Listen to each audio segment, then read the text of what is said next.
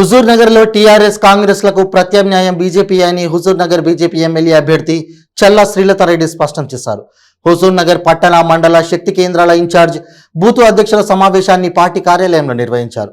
ఈ సందర్భంగా వారు మాట్లాడుతూ దేశంలో మహిళలకు రిజర్వేషన్ కల్పించిన ఘనత ప్రధాని నరేంద్ర మోడీకే దక్కుతుందన్నారు. బీజేపీ మతతత్వ పార్టీ కాదని అన్ని వర్గాల శ్రేయస్సును కోరుకునే లౌకిక పార్టీ అని అన్నారు. ముస్లింలకు త్రిపుల్ తలాక్ తొలగించి ముస్లిం మహిళలకు కూడా నరేంద్ర మోడీ ప్రభుత్వంలో పెద్దపీట వేశారని తెలిపారు. కార్యకర్తలు కష్టపడి పనిచేస్తే ఖచ్చితంగా హుజూర్ నగర్ లో బీజేపీ జెండా ఎగురుతుందని ధీమా వ్యక్తం చేశారు.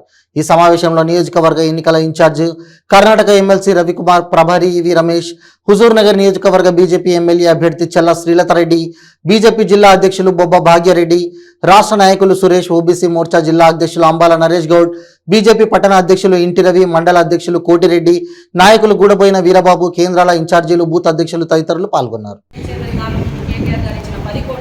ఇప్పటికి 2 సార్లు శంకుస్థాపన చేసినా కానీ ఒక్క పని కూడా మొదలు కాలేదు. ఆ శంకుస్థాపన ఉన్న ఆ బోర్డులు కూడా లేవు, ఇప్పుడు అవి కూడా పోయినాయి పాపం. ఆ విధంగా హాస్పిటల్ రోడ్స్కి, పిహెచ్సీలలో డాక్టర్లు లేకపోతే ఈ రోజున హరీష్ రావు గారు చెప్పుకుంటారు మన దగ్గర వైద్య వ్యవస్థ ఎట్లయింది, ఇదైంది, అదైంది అని. ఈరోజు ఏమైంది, మన ఎవరు కొత్తపొడికి చిన్న కత్తిపొట్టి ఎప్పుడు తీసుకుపోయారమ్మా? యశోద హాస్పిటల్. ఎందుకు తీసుకుపోయారు యశోద హాస్పిటల్? నిజంగా మెంటల్ సిస్టమ్ గాంధీని, ఉస్మానియాని నిజంగా మంచిగా పేదలకు ఉపయోగపడేటట్టు చేస్తే మరి పేదలకు ఒక ఆరోగ్యం, వాళ్ళకు ఒక ఆరోగ్యం. మన బీజేపీ ఎజెండా ఏంటి? ఉచిత విద్య, ఉచిత వైద్యం కార్పొరేట్ లెవెల్లో, కార్పొరేట్ హాస్పిటల్లో పోకుండా, కార్పొరేట్ స్కూల్లో పోకుండా ఉచిత విద్య, ఉచిత వైద్యం ఇవ్వగలిగితే దానికి మించింది ఏముండదు. ఆరోగ్యమే మహాభాగ్యం అన్నారు, చిన్నప్పటి నుంచి చదువుకున్నాము. అది లేనప్పుడు నీకు ఎన్ని కోరుకున్నా బంగారం తీసుకొచ్చి పెట్టినా మనం ఏం చేసుకోవాలి. ఒకసారి మనం ఉత్తమ్ కుమార్ రెడ్డి గారిని చూశారు, తర్వాత ఇప్పుడు సైదిరెడ్డి గారిని 4 ఏళ్ళ నుంచి చూస్తున్నారు. ఈ టౌన్లోనే మీకు ఇంకెక్కువ అర్థమైంది కదా, యాంటీ ఇన్కమ్ మనిషి అంటే పార్టీ మీద వ్యతిరేకత, మనిషి మీద వ్యతిరేకత, ఇక్కడ ప్రభుత్వం మీద వ్యతిరేకత అనేది హుజూర్నగర్ టౌన్లో ఎక్కువ కనిపించింది. ఇక్కడ ప్రజలతో మాట్లాడిన దానికి వేరే దగ్గర రూరల్లో ఉన్న వాళ్ళకి అంత తొందరగా పోదు కాబట్టి, ఇక్కడ హెడ్ ఆఫీస్ కాబట్టి ప్లస్ ఇది ఇక్కడే ఉంటారు కాబట్టి ఎమ్మెల్యే గారు దాని గురించో ఏమో మరి చాలా వరకు ఇక్కడ వ్యతిరేక విషయాలు చాలా వరకు నేను ఇక్కడికి వచ్చిన తర్వాత నేను అవన్నీ కూడా మీరు ప్రజలకు తీసుకోవాలి. మనకంటే ఎక్కువ ప్రజలు చాలా చేయాలి, మనం ఓటు ఎందుకు అడుగుతున్నాము అనేది. అంటే చెప్పారు ఇప్పుడే 60 years నుంచి వాళ్ళు పరిపాలించారు, 10 ఏళ్ళ నుంచి వీళ్ళు పరిపాలించారు.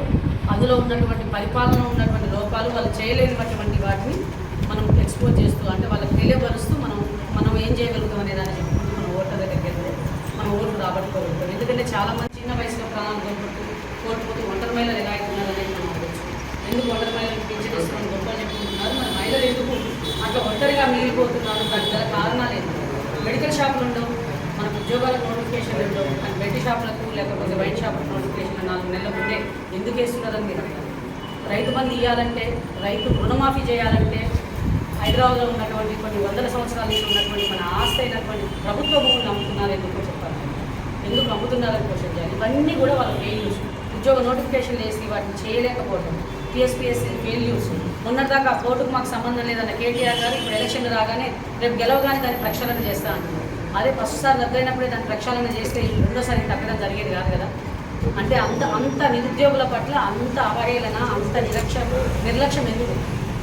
మళ్ళీ రోజు చెప్తారు, రోజు మీటింగ్లో 3,000 ఉద్యోగాలు వచ్చాయి, 4,000 ఉద్యోగాలు వచ్చాయి, ఇలాగ రమేష్ అన్న గారు చెప్పారు. అలా ఇచ్చుకుంటూ పోతే ఇలా ఒక నిరుద్యోగుడు ఉండేవాడు కాదు మన రాష్ట్రం. కానీ అట్లా నిరుద్యోగ సమస్యని మనం తగ్గగలిగిన రామస్వామి గుట్ట ఎందుకు డంపింగ్ యార్డ్ అయ్యింది? ఎందుకు డబుల్ బెడ్రూమ్ ఇల్లు ఆయన గట్టిపోయాడు అప్పుడు హౌసింగ్ సొసైటీలో ఉండి